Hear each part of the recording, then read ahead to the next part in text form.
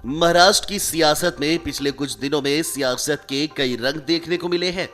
शिवसेना प्रमुख उद्धव ठाकरे के हाथ से सत्ता की बागडोर फिसल गई तो 2.5 साल तक विपक्ष में बैठने वाली भारतीय जनता पार्टी अब टिहरी बेंच पर आ गई है। तेजी से बदले घटनाक्रम के बीच रविवार को एक और बदलाव हुआ है। विधानसभा का नया स्पीकर चुनने के लिए हुई वोटिंग में बीजेपी उम्मीदवार की बड़ी जीत हुई है।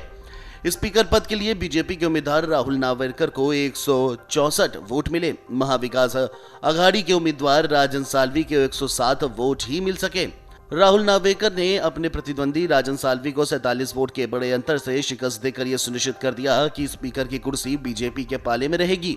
राहुल नार्वेकर की ये जीत एकनाथ शिंदे गुट के लिए तो खास है ही, इसके साथ ही महाराष्ट्र में एक अनोखा सहयोग भी बन गया है। महाराष्ट्र में अब विधान परिषद और विधानसभा की कार्यवाही के संचालन की जिम्मेदारी अब ससुर और दामाद के कंधों पर आ गई है। सूबे के दोनों सदनों के पीठासीन अब ससुर और दामाद बन गए हैं।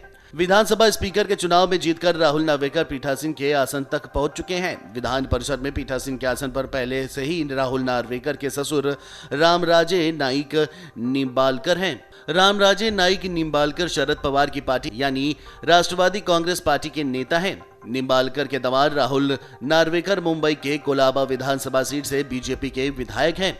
ससुर एनसीपी में है तो दामाद बीजेपी में। राहुल नार्वेकर की गिनती बीजेपी के उन नेताओं में होती है जिनके संबंध शिवसेना और एनसीपी के लोगों से भी अच्छे हैं।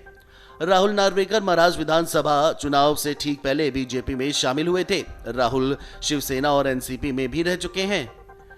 राहुल नार्वेकर अब महाराष्ट्र विधानसभा के नए स्पीकर चुने गए हैं और उनके ससुर रामराजे नाईक निंबालकर पहले से ही विधान परिषद के सभापति हैं।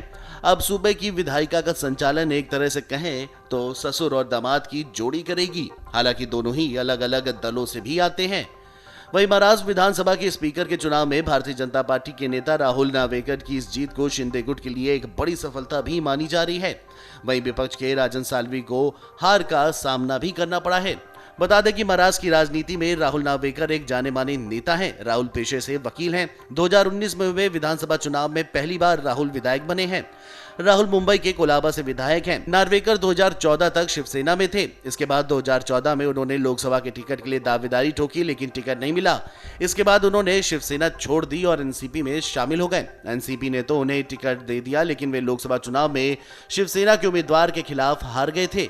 लेकिन 2019 के विधानसभा चुनाव से ठीक पहले वे भारतीय जनता पार्टी में शामिल हो गए। इसके बाद विधानसभा चुनाव लड़ा और मुंबई के कोलाबा से जीत दर्ज कर ली है। Video desk amarujala.com।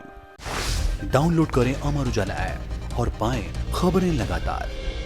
अगर आप ये वीडियो YouTube पर देख रहे हैं तो हमारे चैनल को सब्सक्राइब करें और बेल आइकन को दबाना ना भूलें। अगर आप Facebook पर ये वीडियो देख रहे हैं तो हमारे पेज को लाइक करें।